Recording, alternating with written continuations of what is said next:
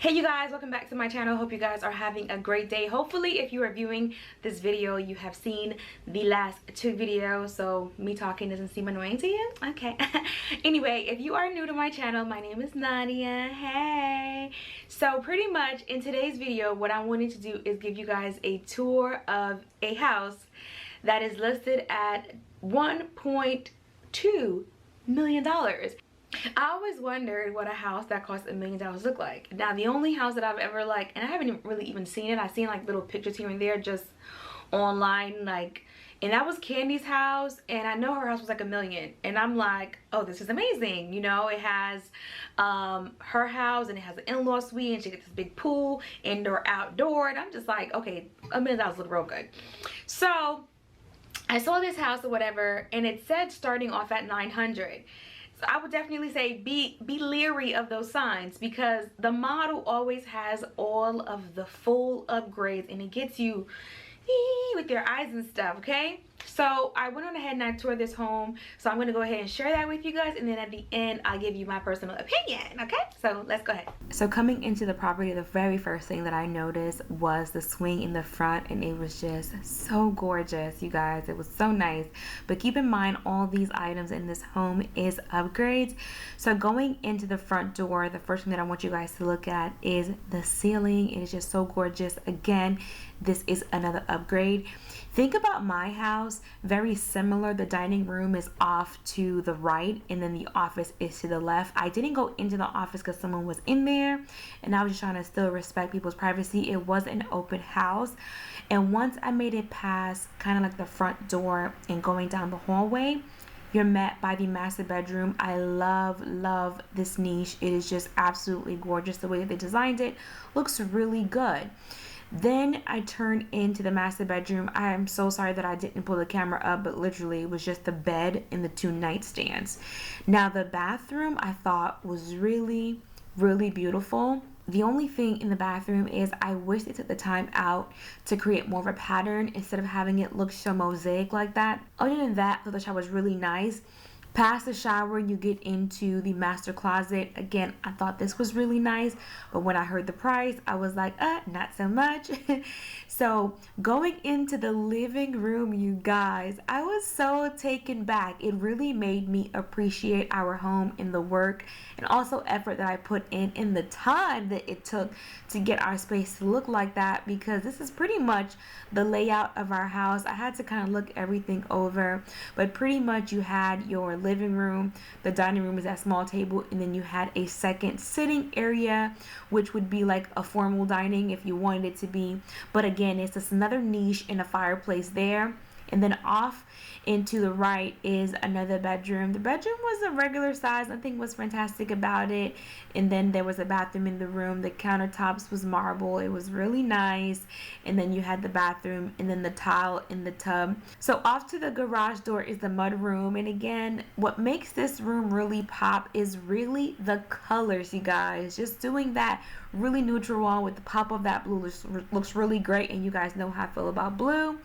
Keep in mind that I am recording on my phone, so I do apologize, but this is the upstairs staircase, and that pretty much was it. I could literally turn around in the landing. It was very small. Nothing could really go in it. All right, so I just made it up the stairs, and this is the sitting room, which I'm gonna be honest, it's actually small. Here's a room in here with a closet, and then this door leads to another space that can be finished. I'll show you guys real quick. This can be like another little studio or something like that to finish off. Let me close this door. And in here, here's another bathroom. I'm gonna give you guys my honest opinion. The flooring will get out of date. Right now this is really popular, but it's gonna get out of date and it's gonna have to be changed.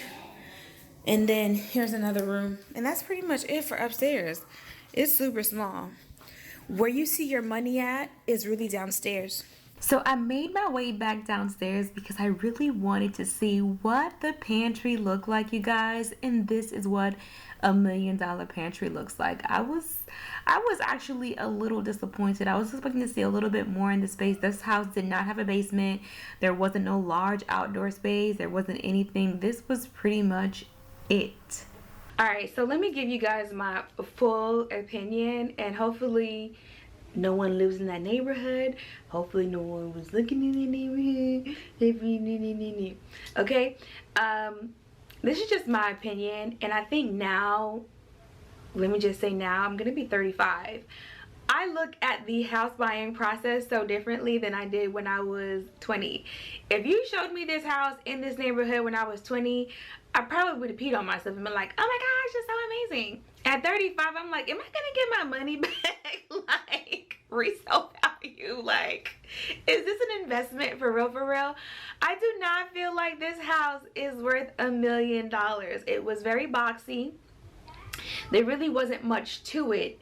It was designed very beautifully. So this is when the blinders come on and you're like, ooh, ah. But the average person moves in and your home does not end up looking like that. And I'm not trying to be disrespectful to anyone, but it's the truth. You put in your own whatever you want to call it, and it just does not end up looking like the model home, because you yourself do not. The upgrades were about $250, and that's with the builder. So I would say you coming out of pocket would probably be like $110, because you wouldn't be charging yourself for the material and then charging yourself the labor. So I mean, the house was beautiful, but the only luxe part was downstairs. They were like, the bar area is $5,000. You could go to IKEA and Mod Podge that thing, okay? You have somebody come in, caulk it, trim it out, and look the very same. As a matter of fact, if you guys saw the beginning process of my office, it's the same wine rack that I use for my bookcase in there. So if you really wanted to, you could, again, do something really creative in that space. The butler's pantry is nothing but cabinets, but different colors. So I don't really feel like the house was worth the price point, but this is just my personal opinion. But you know, if you want to go out with your friends and, you know, have some tea and tell them that you live at such and such a state, then yes, this is the house for you.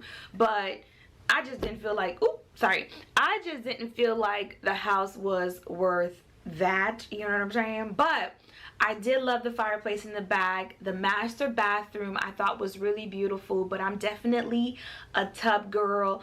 You know, I like to put my little stuff in there, my little Epsom salt, you know, take me a really nice bath after a long day. And they didn't even have a tub. And I know the shower looked really, really beautiful, but I need a tub. I'm a tub girl. I need a tub. And don't let the twinkle in the closet get you, because that's an upgrade also. The closet is like 10 grand. IKEA?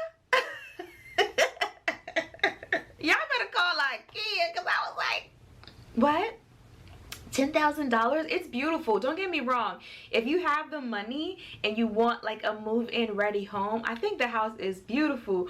But my gosh, this is one of the reasons why when we moved into this house, everyone was like, oh my God, why is taking you so long for you to? I'm like, are you gonna re-up some money? Are you gonna help out with anything that shh, you know, because I'm like, the builder wanted to charge $5,000 for one room for hardwood flooring, and we ended up doing the whole entire upstairs for like 10, you know. And that's just giving you guys just a little bit of idea. If you're interested, I already did a video on how much our upgrades cost, but now that I'm doing this, maybe that makes sense to you now, because I was like, it's always good to know what you're kind of getting yourself into. And I think too many times people who are not even homeowners have so much input, but it's like, there's a reason why people's homes may look the way that they look, and it may not necessarily be the way that they want it to look, especially if they're buying into a community. So all the houses, even with that house, the paint was flat. And again, flat paint is just a builder's friend, just because you don't see the imperfections in the wall, which is why a lot of times when people buy a brand new house, they have to paint. But again, if you've never gone through the build process, if you have not bought a new home, you wouldn't know these things. And please don't feel disrespected when I say this. You have to learn to stay in your lane. You know, when I see somebody in a nice car, I don't comment, I don't say anything, because I drive a Honda. I can tell you about a Honda all day long. I can't tell you about anything else. And I think the nitpicking on people's homes needs to just stop altogether, because just this experience alone has been like an eye-opener for me. I never really judge anyone for the way they live anyway. That's just their business. That's not mine. But I definitely, throughout the course of this last, I would say 3.5 years of getting this house together, I've seen every comment under the sun asking me why I'm doing this, why I'm doing this, why I'm doing this, why I'm doing that. And I never comment back, because I'd be like, you probably never gone through the process, so I shouldn't even, I would have to explain to you beginning to end the whole process, and I just don't have the time to do that, you know? So in these type of series, I can kind of break it a little bit better for you guys. But anyway, I think I've spoken up for today. But if you guys are interested, definitely feel free to like, comment, and subscribe, and I'll see you guys next time. But don't attack me in the comments. I'm not trying to be disrespectful. I'm giving you guys my honest opinion because you guys are asking for it, and it's coming from a very professional place.